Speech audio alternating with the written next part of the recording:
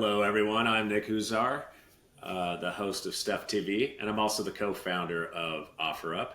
And I've been searching for a long time now about my own existence and how I impact the planet. And I found it really hard. I decided to create this podcast in hopes to interview really interesting thought leaders to help enlighten us to take this complex problem and make it more relatable so we can understand how we impact the planet and the things we do. And today I have Annalee Bloomfield with a company called Sustain Life with us. And Annalee, I think just, in introducing yourself, one of the things I thought was really intriguing from your website and a statement on your About Us page was you say the climate crisis is humanity's greatest challenge. But most companies don't have the resources to help future-proof the planet and their business by fighting climate change. So that's really the topic today. It is a complex problem, and excited to have you here to help enlighten us and dig in a little bit more. So maybe, as we hand it over to you, it'd be great to understand your background and how you got into this space. Absolutely. Well, thank you so much for having me, Nick. It's a pleasure to be here, and I'm excited to talk through this topic with you. So my background, not a typical sort of climate background. I started out at Goldman Sachs, very much focused on finance, and then realized I really wanted to get into building businesses, not just kind of looking at them from the outside. And that brought me to the startup world, where I really fell in love with product and technology. And that took me to Jet.com, where I met my current co-founders. We were acquired by Walmart and got to spend some time at Walmart looking at their sustainability efforts. And that was really a lot of the genesis for the business that we have today. And I think, there's a few sort of different threads in all of that. I think my co-founders and I all had different reasons for wanting to work on sustainability. We all have kids, and we're starting to think about kind of the next generation and what we could do to really make a difference in what we felt like was really the most kind of critical problem facing the world right now, and that the thing that we most wanted to be able to look at our kids and say, hey, I was sort of doing as much as I could, at the time. And for me in particular, my dad is a statistician. He was one of the authors on the first two IPCC reports in the 90s. And his work really was about tying anthropogenic emissions to global warming, which is not controversial today, but was really controversial, back then. And I think that his work tying, anthropogenic or people's emissions to global warming has really shaped a lot of the way that I think about that. And I think, if this is a problem that we sort of spent our way into, right, in terms of a carbon budget, I think it's also a place where people can really make a difference themselves. And I think so many companies are just missing, or companies, people, organizations more broadly are missing the tools that they need to do that. And so that was really what we saw at Walmart. So Walmart has an absolutely incredible sustainability organization. They have a project called Project Gigaton. They've been working on it for a long time. It's how they're pulling a gigaton of carbon out of their operations. And they're doing a really, really fantastic job.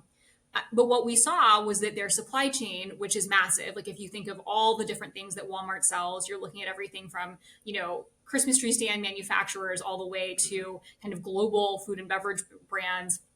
And we saw that across. A quick side note: 90% of the U.S. population lives within 10 miles of a Walmart. It's true. That's how big Walmart is. Isn't that wild? Yeah. It's absolutely wild. There's another statistic, and I don't know if this is still accurate because I heard this a while ago, but something like a third of the population in the U.S. without a college degree will be employed by Walmart at some point in their career. And so if you can improve the training at Walmart or expose people to a new concept within Walmart, you're hitting this huge population who don't have a college degree, which is like, it just gives you a sense of like the scale of that business and how much impact that they can have. There's like, 1.5 million employees at Walmart now? They're definitely one of the largest employers in the U.S. next to the government, I believe. Yeah, absolutely. Absolutely. And I think, one of the things we took away from building tools for that like huge base of associates was that like people need tools to help them do their jobs better. And when we looked at climate change, we saw that Walmart's suppliers really didn't understand what Walmart was asking them for. And it makes sense, right? Like this is a huge range of businesses who are being asked to change really, really rapidly, right? Like the kind of disclosure around sustainability metrics that Walmart was looking for, as well as like their insurance providers and other clients and their customers. Like these are brand new metrics that these companies are, totally unfamiliar with, and really needed tools to help them kind of move a little bit faster. And so, we saw that as a huge business opportunity. But when you think about kind of the mission side of our business, it's also a huge mission opportunity, because we can say, hey, let's take this mid-market who don't have the resources to work on this on their own. Can we move them forward a little bit faster than they otherwise would have? And can we accelerate their journey just a little bit? And that just felt like this huge opportunity, again, both as a business and in terms of this mission around combating climate change. And do you find, back to, you said a few things there, like this. I remember when I was younger, people talked about global warming, but I just felt like we didn't have enough data, right? I remember it wasn't, you couldn't see it out the window as much, right? And now I think it's in our face. You can't hide from it. You can look outside and see the smoke and the byproduct of all this. And so I think people are definitely, there seems to be a heightened sense around it now than there used to be. But part of the challenge also is just years and years and years of infrastructure that have been built. And we didn't know at the time the byproduct of this. But now I think some of the challenges I've observed with businesses, there seems to be a lot of a hope towards a target without real metrics and milestones to measure. And I think that's where your company comes in, and probably parts of your observation was it's a hard thing. So how do you attack this for companies? Yeah, absolutely.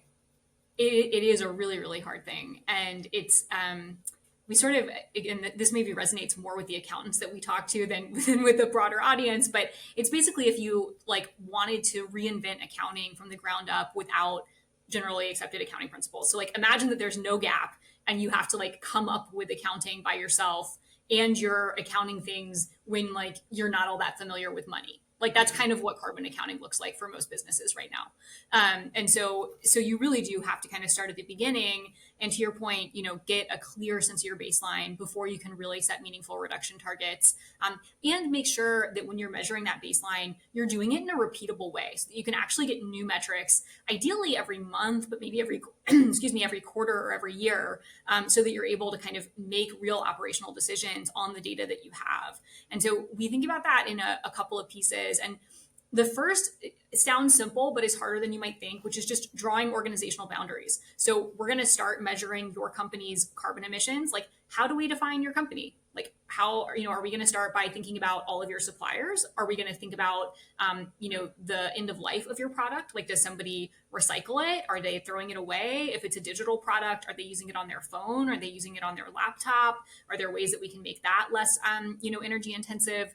And so you really kind of have to think about what you're planning to measure and why. And I think so many things about sustainability can and should be iterative. And I think a lot of people get kind of paralyzed in the beginning because they say, you know what, I can't measure every single thing that my suppliers are doing. And I can't measure every single way that my end customer uses my product. And what we try to tell people is that like, that's really okay. Like you just want to be clear with what you're doing. It's like trying to clean your garage, right? You walk out there and you go, oh, forget it, right? Yeah. Totally. No, you just want to start anywhere and be clear about what that definition is. So you want to start by drawing those organizational boundaries. And maybe that boundary is like, look, we're just going to do scope 1 and 2. I'm going to take all of the electricity we're using. I'm going to take all the diesel that we're burning, and I'm going to measure that. And then you can set goals for yourself over time to say, you know what, I want to expand my organizational boundary as I can get more and more data, or I have, more and more stakeholders who are bought into this. Then you can start really expanding that and going further. But that's a really important place to start, especially so that as a smaller business, you don't get totally overwhelmed with the magnitude of this problem, because that doesn't help anybody, right? It doesn't serve your business. It doesn't serve the broader goals. So is that a big part of when you enter with a company? Just kind of, there's a big consulting aspect to this. It's not just a product, right? You got to really get in and define, kind of create basically a roadmap or how you want to get after this problem. Yeah, I mean, that is a huge part of the challenge, and I think a place where we really differentiate. So we're a SaaS platform, and so we do what we do without a services layer or without consultants. And so we've really focused on a product-led experience where you can build that kind of process into the product itself, which I think is critical for the mid-market, because these are folks who either, can't afford a services-led experience, or or frankly don't have the time to spend 6 weeks ramping up with a consultant and managing them and working through it. So we've really tried to build as much as we can into the actual product to guide people through how to do that on their own. What do you find? I can imagine some of the challenges running companies, of course, is everyone wants to see growth, right? Top revenue growth and managing the bottom line, and those always seem to be the things that are constantly the priority. And then you've got sustainability, and we could talk maybe in a little bit more about the macro levels and policy and how that plays a role. But I'd be curious on how do you see this getting kind of prioritized? Because my worry with a lot of companies is, oh, this feels good. It's like a nice to have thing. Let's go do this. It's good for the planet. And then they stack rank it amongst all the other initiatives, and it's just a can that just keeps getting kicked down the road. So my worry for a lot of businesses, unless there's some type of external force like government policy, that it always kind of takes a backseat. Yeah, it's a really good question. And it's one that we talk about internally a lot as kind of like our why now. Like, why do we think that this is an important problem right now? And why do we think it's going to change so dramatically in the next 10 years? And so there's a few pieces, right? One is that regulatory piece, which is clearly coming in the US, already in place in in Europe and other places abroad. Um, but the other big things we see are, especially for our client base, which tends to be more in the mid-market and folks who want to own this process themselves, a lot of them are driven by their large corporate clients. So folks like Walmart, Amazon, Microsoft, Google, who are setting targets and saying, hey, if you want to supply us, you're going to have to meet these targets too. And in some cases, those folks are preparing for forthcoming regulation, and they want to sort of be prepared themselves. But in other cases, it's part of their mission, it's part of their brand promise. And I think a lot of that is driven by customer expectations and customers consistently saying, like, hey, I want you to deliver something that's more sustainable to me. And I think, to your point at the beginning of this conversation, so much of that is driven by the physical climate change that we see around us. And Yeah. so when you see, flooding and heat and fire, those are things that customers deal with every day. And so they want to see the companies that they purchase from kind of addressing those issues. But you also see it really driving this like broader recalculation of risk across the economy, right? So it's insurers saying, hey, I don't want to insure something that is at risk for all of these new kinds of physical changes. And you also see it with companies who are looking at not just here are my requirements for my supply chain because they fit the sustainability thesis I have, but they're really saying like, hey, I want to reduce supply chain risk. Like, I'm worried that if you're really exposed to flood as my supplier, you're not going to be there in 5 years. And so I'm not going to be able to get all the stuff that I need. And so I think, as we talk about why are the next 10 years going to be so critical? Why is this space going to change so much in the next 10 years? It's really the reality of all that physical change that's manifesting in, all these different groups, whether it's consumers or insurers or large corporates, that's really going to drive the requirements, whether it's corporate or insurance or et cetera requirements, or actually regulatory requirements. Yeah. I feel strongly, and I've mentioned this a few times on this podcast, that manufacturers need to have a level of accountability. No longer can we just make products and say, oh, it's not my problem anymore. And so I think oftentimes as consumers, we buy this thing, we use it for its useful life, we stick it in the trash, and it's never more. And the reality is think of the waste stream and the amount of value that's in our waste stream in this country. It is insane. And so I Wow. think there seems to be, I think that is the biggest opportunity. And I hope, to your point, that big companies take some accountability, take some leadership, but also consumers start to react to it as well, and kind of force that, where you can no longer mass produce plastics and just say, oh, not my problem, whatever happens happens. Like, no, there needs to be some level of accountability, and that's again I think where measurement comes in, because I do think I've seen this with a few companies so far. It's, oh, we have this plan, by 2030 to be at this number. Oh, okay, well, what's your work back?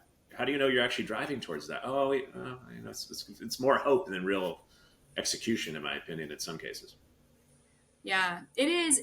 At the same time, I'll say I'd rather them have like an optimistic hope than nothing at all. So like Oh, for I'd sure. rather see a target that you don't have a plan for than not see a target at all. And hopefully once you have a target that's out there, as you get closer and closer to that target date, you start to put a little bit more emphasis on it and say like, okay, we actually really need to have a plan here. And that is a forcing function itself.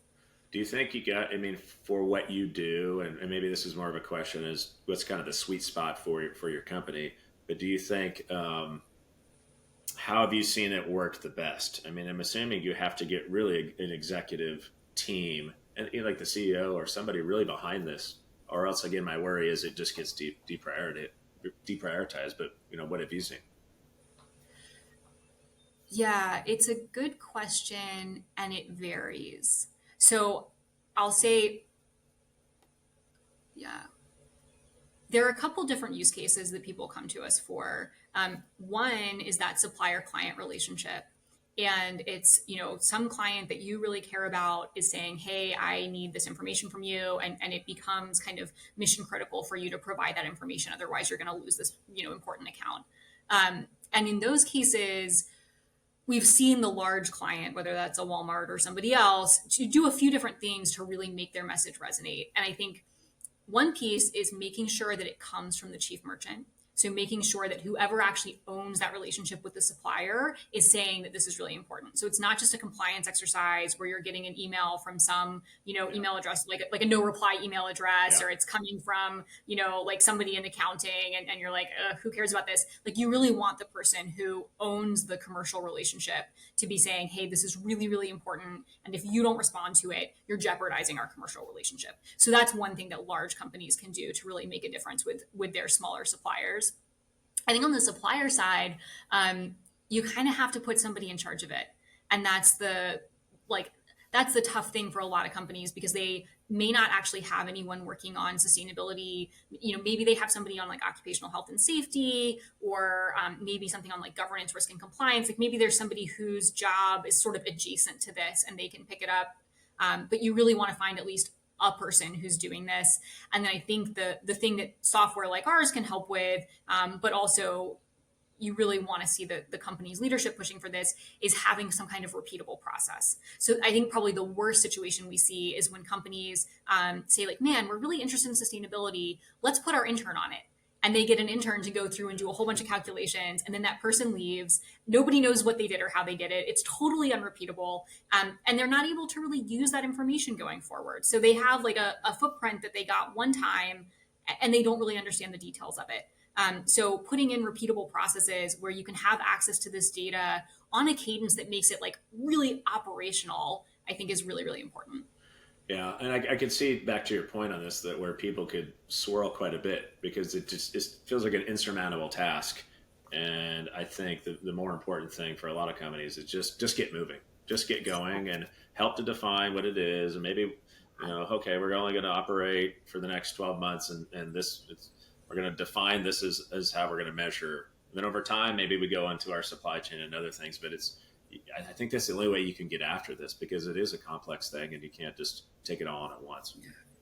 And data quality is also an important lever there, right? Because I think it's completely fine for a company to say, I'm going to start by estimating all of this. Like I've got my square footage, I've got my spin data. I'm just gonna estimate the whole thing. And just get like some sense of where they are. I think that's totally fine for people to start with. And then over time, you want to actually set yourself goals to be getting real, primary source data so that like, obviously if you're estimating your energy use based on your square footage, no matter what you change about your actual operations, that estimate's never going to change, right? Because it's just based on square footage. So unless you dramatically shrink your square footage, your estimate's going to stay exactly the same. So if you want to start with estimates, great place to start. I think it's completely worth doing. But kind of the next step you want to take is, okay, how do I start replacing this with primary source data so that I can actually reflect the actions that my company is taking? So if we do an LED retrofit, I see the benefits of that. And then also, obviously, with that, tying in ROI. So anytime that you do any kind of thing that helps reduce your carbon footprint, making sure that you're tracking the spend associated with it, so that okay, here's what I invested and here's what I'm seeing in terms of, bills reduced or business won or what have you. Yeah. Yeah, I know at OfferUp we've been really wanting to get after a project like this. And the challenge we have is we don't touch physical inventory, right? We're just helping people to sell other items and goods. And so we see all the supply chain of all of our stuff. And so I know as we looked at this project and thinking about it for ourselves, it was, well, let's just pick one thing, maybe just clothing. We sell a lot of clothing. So like, let's just pick one thing and get the model working for a while. But like, stay away from things like electronics and furniture that have these super complex ecosystems and that vary, so much. So maybe that's something we do down the road. But I think that was a Totally. challenge as we started thinking about, there's a lot of great things that OfferUp is able to do in terms of environmental impact. But how do we measure that? How do we show users that? And I think it's generally a good byproduct. Sometimes people ask, well, do people use that, secondhand for the environment? I said, no, they usually use it because they want to get a screaming deal on something. But you also feel very good about using it because you know that you're not throwing something in landfill. So that's always, interesting. Yeah, Um, I agree. what do you think, as you think, just as you think about where we are today and even looking ahead, what do you think the biggest challenges are around climate and where your company kind of plays a role in helping people? Is it speed? Is it kind of what we talked about? Just too complex? What do you see? Yeah, definitely. I mean, I think by and large, in the really, really broad climate problem, we think about speed and education. So this is, and we saw this with COVID, right? Like things that are changing on an exponential basis are really hard for us to understand as humans. Exponential growth is like really weird and confusing. And so when we see the compounding effects of climate change, it's just really, really It's a hard for us to vertical. It's a comprehend. vertical line. Yeah, Yeah. it's the speed of the problem is insane, and it's also just extremely hard for us to comprehend. And so when we think about solutions, we kind of have to focus on those two sides, right? Like how can we be moving faster, and how can we educate people so that they have the skill sets that they need to work on this? And that is, I mean, and you know this, but the great thing about the climate space is that it's a very like yes and space. So like Yeah. you want to go really deep on commercial fisheries in the third world, like great, that's fantastic. Like go Yes. build a product specifically for them. So I think I love seeing all of the products that come out that address things, and I'm like, I would never have thought to even focus on that. But I think for us, we're kind of trying to focus on the space where we feel like we're best sort of uniquely able to address the issue. And that for us is building kind of highly scalable SaaS software that has an emphasis on accessibility, both in terms of language and in terms of cost. So we really started out focused on the mid market, which is really large, and we wanted to move them forward a little bit faster than they otherwise would have moved without tools. And the interesting thing is, our focus on accessibility.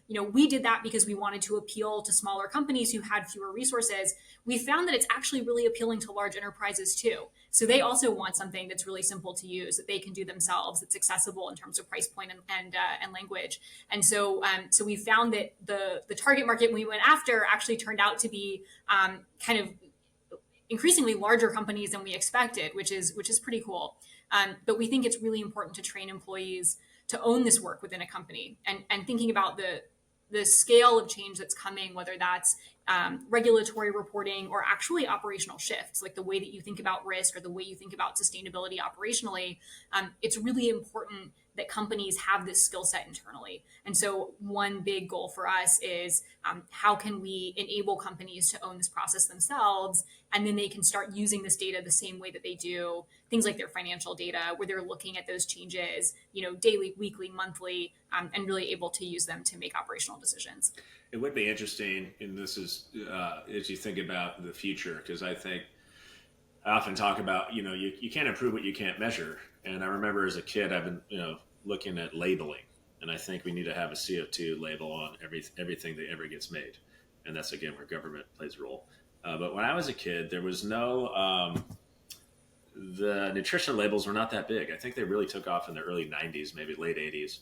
And like no one talked about calories. In fact, it's kind of weird. You look at these old, I was watching Wayne's World the other day, and they're all, such an old show, and they were drinking, Pepsi and the Capri Suns, and like that's what we drank as a kid. We never drank water. Nobody drank water really, and it's because we didn't know any different. And then all of a sudden now there was labels on things, and once you started labeling things, then people started to pay attention to, well, oh, what's a calorie, right? And then there was all this boom all this time of like lower calorie, and that all started to happen. But my hope, I think, moving forward, and that's kind of what you're talking about, is, I could imagine starting to have like quarterly earnings calls with certain companies where, sure, they talk about their financial metrics, but they also talk about their CO2 impact or something like this, something that we can all, start to really grok and understand, and we can see it in the products, we can see it in the earnings. And so I hope directionally that's where we're going. Me too. Me too. I really hope it is. And I think the way that we see ourselves playing in that future, we expect that there's going to be something like a QuickBooks of carbon accounting, where it's really straightforward. It's the standard for so many companies. They're using it as a day-to-day part of their job that they don't even think about. And that kind of sort of carbon decision making is totally integrated with the way that they think about their growth, because it's critical for growth. And sometimes the analogy we use is with security, where 10 or 15 years ago, maybe companies weren't thinking about security all that often, but increasingly we see like the role of the CISO becoming more and more central. And now, no company is doing anything without some kind of security review. And it's a natural part of anyone's job. Like you request, access to a new piece of software, a security review is part of that. We think that this whole, process will become the norm for carbon as well. So maybe people have their own like sustainability officer, right? Yeah, absolutely. And we're seeing more and more companies starting to implement that role. And I think, a couple of the VCs we've spoken to actually came to us because they said, hey, for our portfolio companies, this is the role that we see the greatest growth in right now. So they're all hiring sustainability managers or chief sustainability officers, and nobody can fill this role. So we're starting to look at software to kind of try to help fill the gap. But I absolutely think there's a huge growth in that role, and excited to see it. Yeah, still really early days. Kind of going off script here for a minute. I think we're really pretty good. We just flowed right through this so naturally. Yeah, we're doing great. We talked a little about if you look in your crystal ball, I mean, this is one thing we talked about, kind of carbon accounting. Are there other things that you're just optimistic and excited for as you think about the next 5 to 10 years? Oh my gosh. I'm really excited about the IRA. I'm excited to see more investment dollars going towards clean energy, clean building, clean vehicles. I think those kinds of incentives really do encourage companies and individuals to make changes faster than they otherwise would have. I think, as we talk about speed, one of the things that I think Rewiring America has done a great job on this message, but it's really around electrifying everything. And when you think about the installed base, not just of coal plants and things like that, but really like gas in people's homes, and saying, any appliance that you're putting into your home in the next 5 to 10 years really must be electric. Any home you build has to be electric. You can't be putting gas into it. And so I think, I'm really excited to see that kind of installed base start to shift over towards being increasingly electric. And I think we're going to see so many benefits from that. Like, not just in terms of their carbon use, but just in terms of efficiency overall. Like electrical appliances are so incredibly efficient. I think the statistic, and I'm probably going to get this wrong, but I think the statistic is that an electric vehicle loses only sort of like 10% of the energy, whereas like an internal combustion vehicle is actually only using 10% of the energy that's sort of combusted in the car. So when you just think about efficiency, the overall resources that we're going to need are going to be so much lower as we start shifting into that kind of more electric world. And I'm just excited to see that happen. I have a 17-month-old, and this is sort of outside of our 5 to 10 year realm, but I just can't wait for him to start driving and say, like, you guys drove cars that had gasoline in them? Like, what? That's insane. Or you guys drove cars? Yeah, absolutely. I can't wait for that moment. That would be nice. I enjoy driving, but I wouldn't mind being driven around for the majority of the time. The other thing that I think is exciting about electric, because I'm very aligned with you on that, is just, we have the sun out there and it's so abundant. And so it's about, I felt this, even since my 20s, I just kept thinking, like, who's going to be the Einstein of our time that helps us to harness energy better, right? And I think I think the planet will clean up a lot more with electric, and I just think we just haven't figured that out yet, right? Really how to do that in a really efficient way. But there's so much money behind it. I think Elon Musk is doing a lot there. There's a lot of people they're pioneering. What are some actions for anyone watching? Like, what are some things that you hope people can kind of take away? Yeah, of course. So, I mean, the first thing I'll say, because this is the work that I do with Sustain Life, is look for ways to advocate with organizations that have a little bit more scale and a little bit more leverage. And so that might mean your workplace, it could be your child's school, your town, your book club, your bowling league. Basically, go anywhere where you have a little bit more leverage and a little bit more scale beyond just your own home, and see if you can encourage some degree of change in that kind of broader sphere.